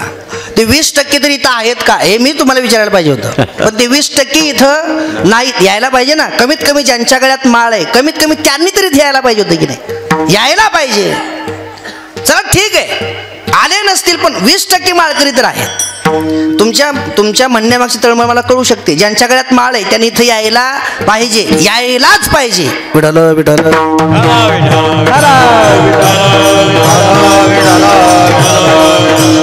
आता याच्यात बरेच माणसं अशी असतील की त्यांच्या गळ्यात माळ नसल. इथं बरीच माणसं अशी असतील की त्यांच्या गळ्यात माळ नसल पण तरी ते आले. मग माळकरी येण्याला काय अडचण आहे का? जर माळ नसणारी येत असतील तर माळ असणाऱ्या तरी यायलाच पाहिजे ना.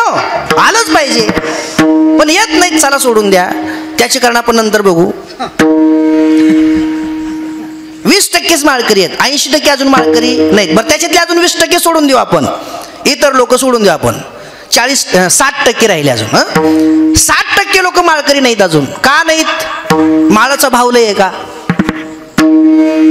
सोनं 65,000 रुपये तोळा आहे, तसं माळ काही समजा 40-50 हजार रुपये तोळ्यावर आहे का माळ? काय असं काही? अरे 25-30 रुपयाला माळ येते, 25-30 रुपयाला. ती लई महाग आहे असं नाही, स्वस्त आहे. बरं स्वस्त जरी असली तरी ती वागवायला लई चढ आहे का? वागायला बी चढ नाही. लई झालं एक 10 ग्रॅमच्या आत तिचं वजन आहे, 10 ग्रॅमच्या आत. घ्यायला स्वस्त आहे, वागवायला हलकी आहे, तरी माळकरी नाहीत. का नाही? त्याचं कारण आहे, माळकरी व्हायला सुद्धा दम लागतो. विठ्ठल विठ्ठल.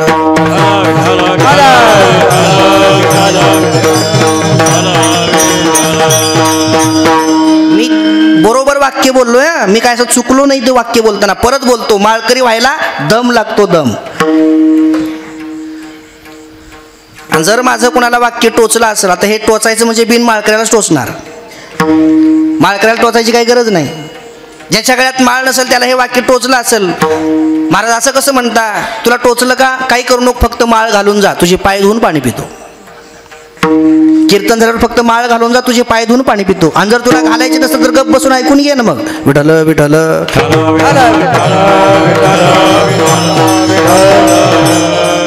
दम असेल तर माळ घाल ना, जर नसेल तर गपची ऐकून घे ना मग.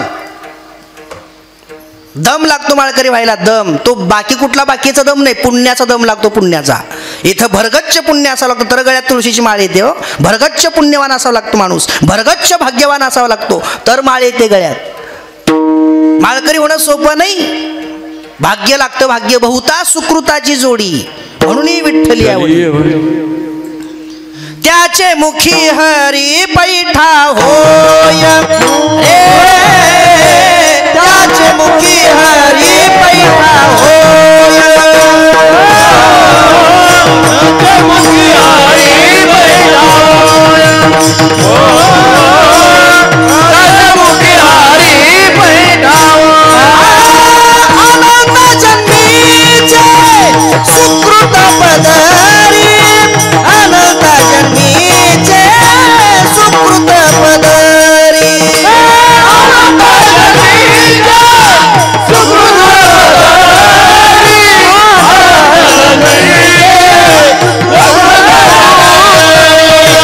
अनंत जन्मीचे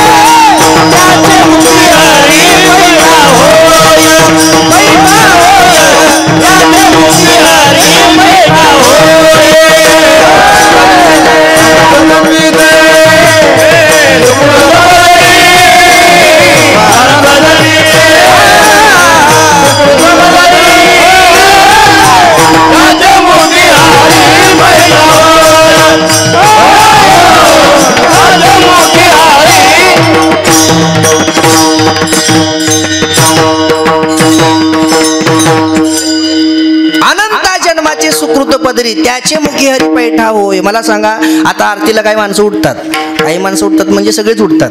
मग आरतीला उठत असताना कुठेतरी दुखतं ना, आपल्या घोट्यात गुडघ्यात कमरत कुठतरी दुखतं, पाठीत कळ लागते. मग आपण हळूच उठतो, दमान उठतो. मग उठताना काही माणसं राम राम राम म्हणत उठतात आणि काही माणसं अग ग ग ग म्हणत उठतात. बरोबर आहे नाही? मग काही माणसं राम राम म्हणत उठतात, काही माणसं आग ग ग म्हणत उठतात. मला तुम्हाला एकच प्रश्न विचारायचा आहे, आग ग ग म्हणायला आणि राम राम म्हणायला पावर कमी जास्त लागते का? पावर तेवढीच लागते ना. अरे राम राम म्हणाले तेवढीच पावर लागते आणि अग ग ग म्हणाले तेवढीच पावर लागते. मग आग ग ग वाल्यांच्या तोंडाला राम राम का येत नाही? पुण्य कमी पडतंय म्हणून. विठ्ठल विठ्ठल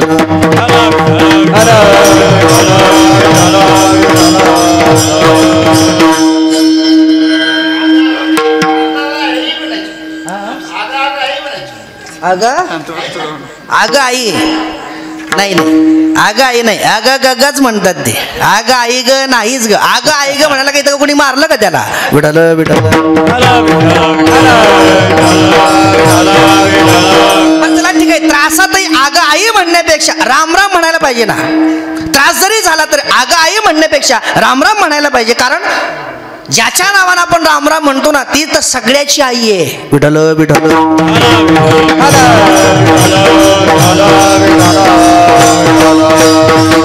ऐसी कृपावंत कोण माझ्या विठाई वाचून.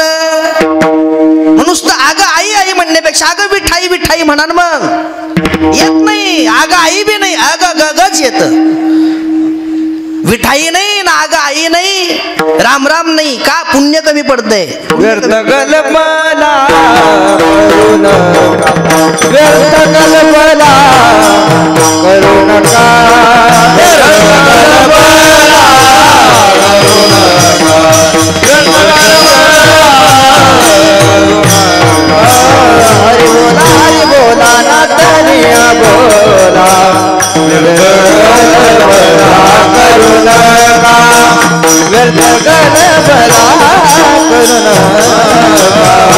व्यर्थ कल्पना करू नका, व्यर्थ कल्पना करू नका, हरि बोला नातनिया बोला, व्यर्थ कल्पना करू नका.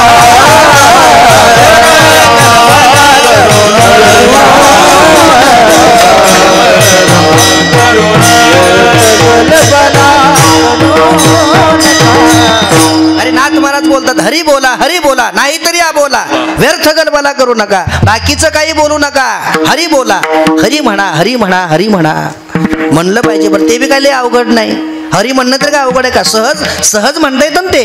पण हे सहज जरी असलं तरी तोंडाला यायला भाग्य लागतं. आता मला सांगा, ही मधलीची कीर्तनात आपण भजनं घेतो, ही प्रमाणं घेतो. विठ्ठल विठ्ठल भजन येतं, विठोबा रुक्माईचं येतं, ज्ञानेश्वर महाराजांचं भजन येतं. ही मधली भजनं का घेतली जातात? एक माणूस म्हणला, तुम्हाला पुढचं आठवत नाही म्हणून घेता तुम्ही. मी मला आठवते वेड्या सगळं, आम्ही पाठच करून आलेले असतो. मग काय घेतात? आलेल्यापैकी पुण्यवान किती आणि पापी किती हे बघण्यासाठी घेतात. विठ्ठल विठ्ठल.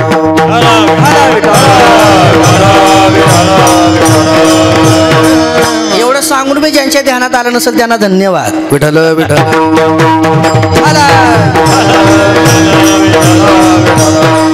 एवढं सांगून मी ज्यांच्या ध्यानात आलं नसेल त्यांना उद्या दुपारी पंगत आहे, त्याच कामाची बाकीची. अरे नामासी विनमुख, ज्ञानोबांचं धडधडीत प्रमाण आहे. नामासी विनमुख तो नर पापिया, हरी विन धावया न पवे कोणी. तोंडाला देवाचं नाव यायला पुण्य लागतं. ऐका, एक गणित देतो आणि मला पूर्ण कल्पना आहे. 11:15 वाजलेत, 11च्या पुढे जाऊ देणार नाही, घाबरू नका. ऐका, आपल्या तोंडाला एकदा देवाचं नाव यायला किती पुण्य लागतं ज्ञानोबा सांगतात. ज्ञानोबांच्या शब्दात बोलतो, जयाची वाचे पुढा भोजे, नाम नाचत असे माझे, जे जन्म सहस्री ओळगी जे, एक वेळ मुखासी आवया. ऐका, आपल्या तोंडाला एकदा देवाचं नाव यायला आपल्याकडे कमीत कमी 1000 जन्माचं पुण्य लागतं. विठ्ठल विठ्ठल.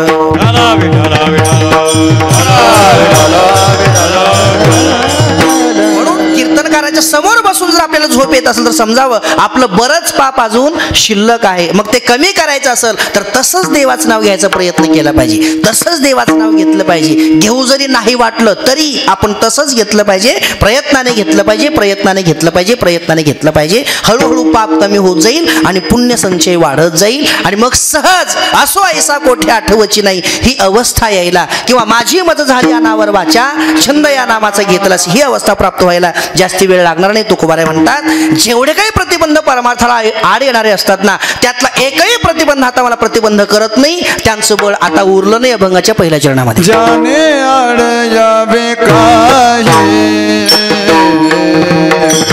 जाने आड जावे काही, जाने आड जावे काही, जाने आड जावे काही, जाने आड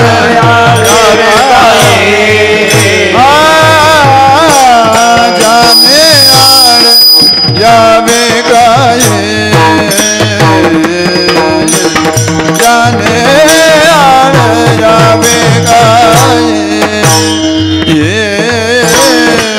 जाने आड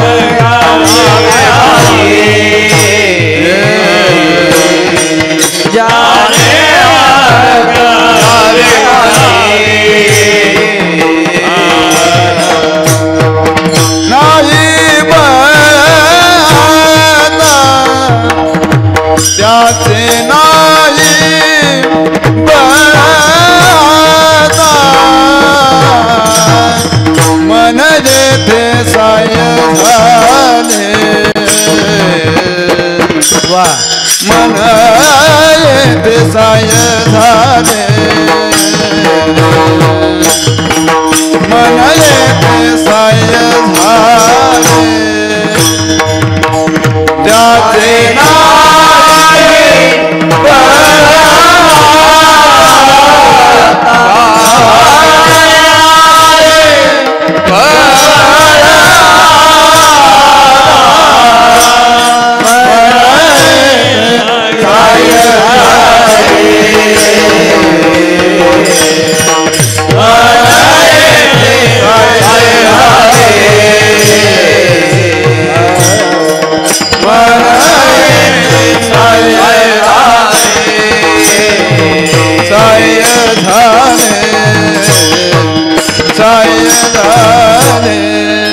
अभंगाच्या पहिल्या चरणामध्ये तुकोबाराय बोलतात ज्याने आड यावे काही त्याचे नाही बळ आता. आता ज्याने आड यावे त्याचे काही बळ नाही.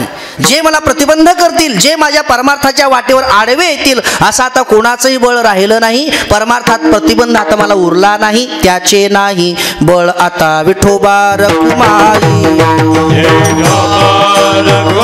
जय विठोबा रखुमाई, विठोबा रखुमाई, जय विठोबा रखुमाई,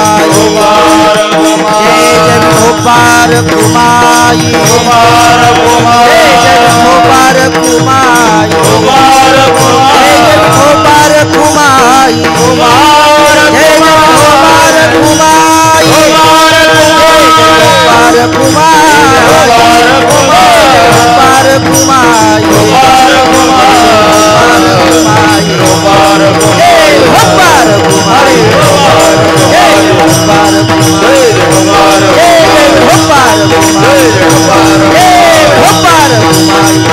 रखुमाई,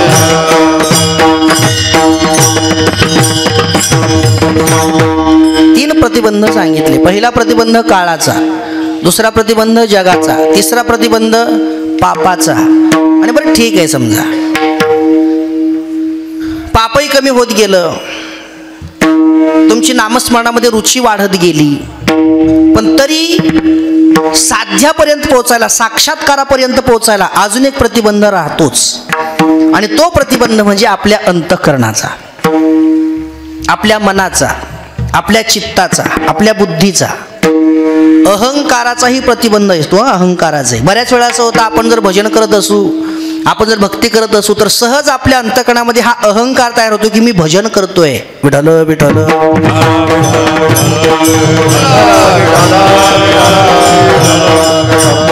मी रोज न न चुकता हरिपाठ म्हणतोय, मी रोज न चुकता काकडा म्हणतोय, मी रोज न चुकता ज्ञानेश्वरी वाचतोय, मी रोज न चुकता गाथा वाचतोय, हा अहंकार मनामध्ये तयार होत जातो. आणि जरा हा अहंकार मनामध्ये तयार होत असेल आणि तुम्ही डोंगरा एवढं जरी भजन करत असाल तरी ते भजन काही कामाचं होत नाही. भजन थोडंच करा पण शुद्ध भावनेनं करा. विठ्ठल विठ्ठल.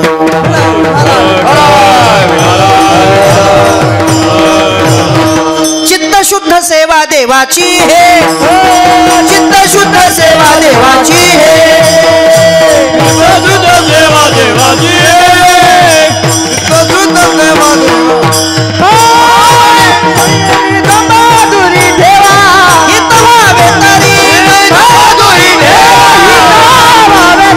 दंबादुरी ठेवा, हित व्हावे तरी दंबादुरी ठेवा. शुद्ध सेवा देवाची शुद्ध सेवा देवाची चित्तशुद्धी सेवा देवाची चित्तशुद्धी सेवा देवाची. अभिमान गेलो तुका मन जव झालो, तुका मन जव झालो, तुका मन जव झालो. अभिमान गेला तुका मन जव झाला, तुका मन जव झाला, तुका मन जव झाला.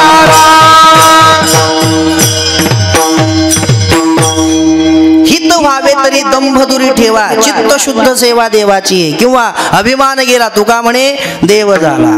दंभे करी भक्ती सोंगदावी जना, अंतरी भावना वेगळीच. मी हे करतोय हा भाव अंतकणामध्ये नसावा, मग सहज असावं. सहज. अरे एखाद्या डोंगरावर पडलेलं पाणी सहज उतारानं वाहत जातं की नाही, ते सहज उतारानं वाहतं. तसं भजन सहज असावं. सहज मी करतोय या भावनेनं ते नसावं. तुमचं भजन किती मोठं असेल आणि जर त्या भजनाच्या तळाशी छोटासा जरी अहंकार असेल, तिळभरी जरी होय अभिमान, मेरू तो समान भारदेवा. मला सांगा, आपल्या सावळेश्वर गाव एवढं जहाज आहे, सावळेश्वर गाव एवढं जहाज, आणि त्याच्या बुडाला 1 बाय 1चं छिद्र आहे. 1 फूट बाय 1 फूट, म्हणजे भाकरीच्या परात एवढं आपण जेवतो की नाही, त्यात तांबणा एवढं ते छिद्र, ते ताटली एवढं छिद्र आहे. जहाज केवढं आहे? सावळेश्वर गाव एवढं छिद्र केवढं आहे? जेवायच्या ताटली एवढं. पण कोण कुणाला भारी आहे? 1 बाय 1चं छिद्र आहे. 1 बाय 1चं छिद्र, पण एवढ्या मोठ्या जहाजाला ते भारी आहे ना. अरे एवढंच छिद्र पण त्या जहाजाला बुडवण्याची ताकद ठेवतं. तसं एवढं जरी मोठं भजन असेल आणि त्याच्या बुडाला जर थोडासा अहंकार असेल तर भजन ते ओंगळवाने नरका जाणे चुकीला. अहंकार आडवा येतो, हा शेवटचा प्रतिबंध आहे.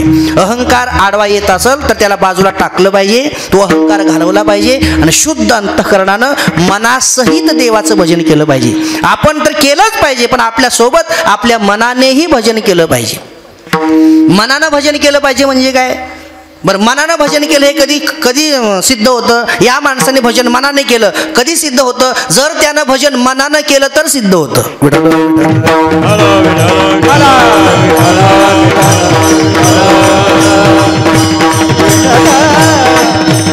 दुसऱ्यानं सांगून केल्यावर हे सिद्ध होत नाही. जर त्यानं मनानं केलं तर सिद्ध होतं की यानं भजन मनानं केलंय. असं मनासहित परमार्थ असावा. नाहीतर आपण भजनात मन तिकडे शेतात, काही कामाचं नाही. आपण भजनात मन चपलात, काही कामाचं नाही.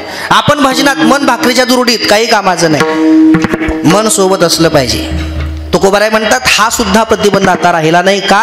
मन येथे साह्य झाले हरीच्या धाले गुणवादी. आता माझं मन सुद्धा मला सांगते, तुकाराम महाराज का ग बसलात? म्हणा की रामकृष्ण हरी.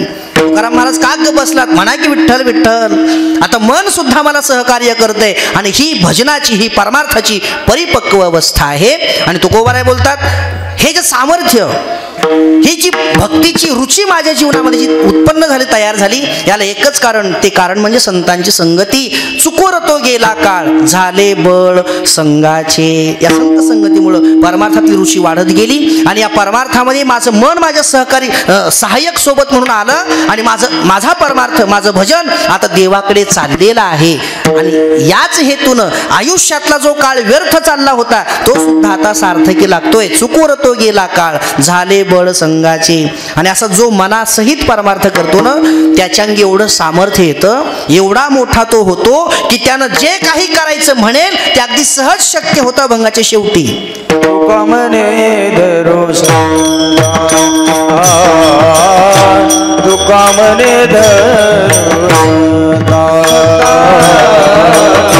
तुका म्हणे तुका म्हणे धरो तुका म्हणे धरो तुका म्हणे धरो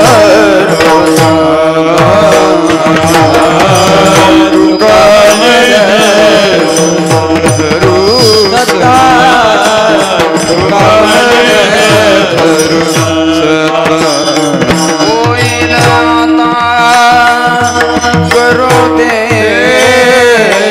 होईल आता करो ते म्हणायचे साये झाले झाले म्हणायचे साये झाले करुणा करो ते होईल आता करो ते म्हणायचे साये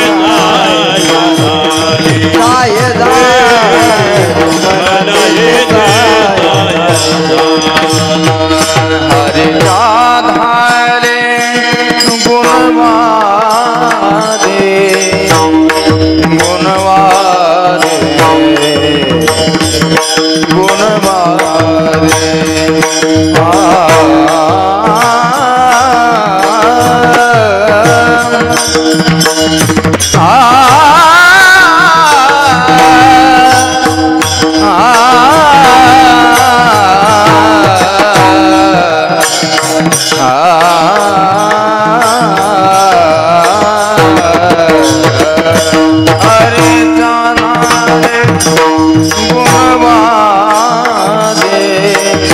हरे जानाले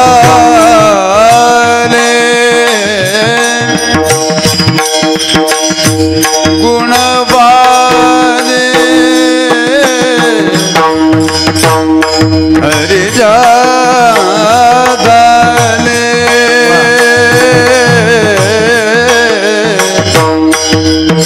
हरे जाधाले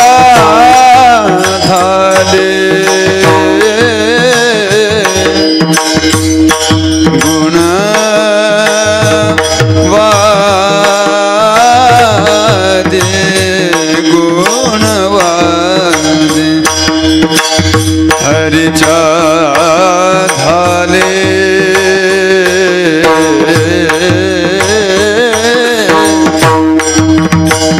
हरे जाधाले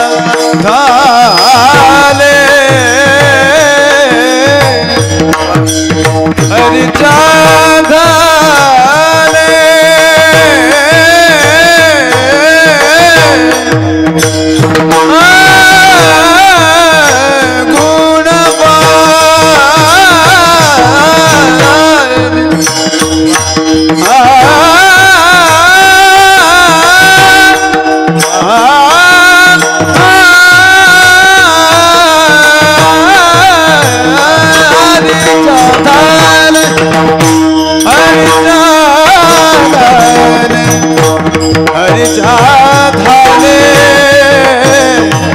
हरि जाधाले हरि जाधाले गुणवादे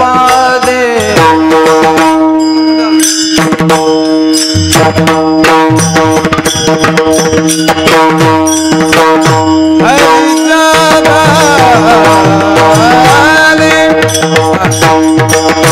हरि जाधाले गुणवादे हरि जाधाले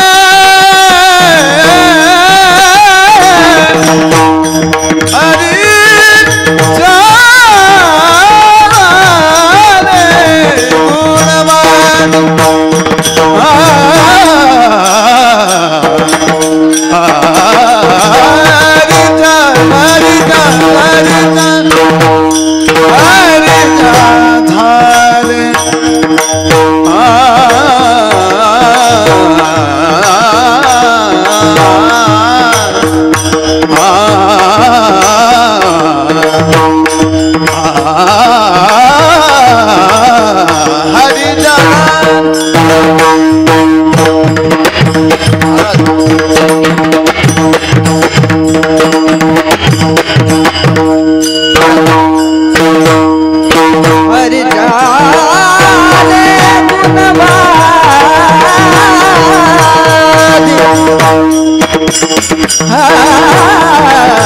हरी जाने गुणवाने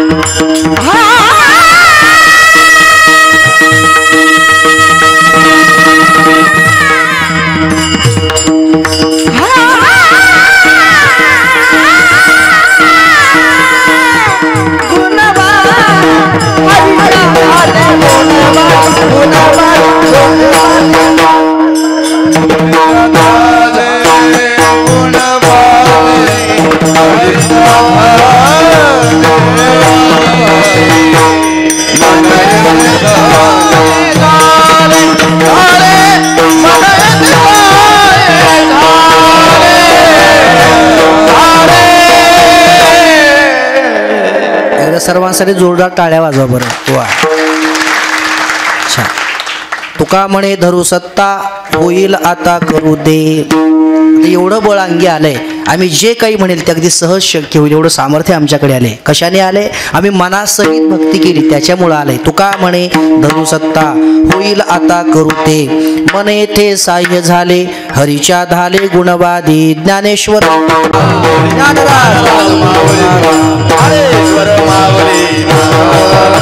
ज्ञानेश्वर माऊली तुकाराम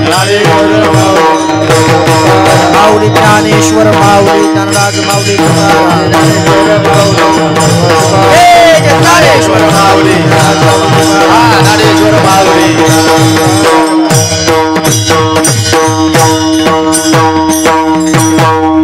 एकदा हात वर करा सगळे, महिला पुरुष, महिला मंडळ सगळ्यांचे मधल्या महिलांचे झाले बघा तिकडं. हात वर करा. 2च मिनिटं तुकोबाऱ्यांचं भजन करू. तुकाराम तुकाराम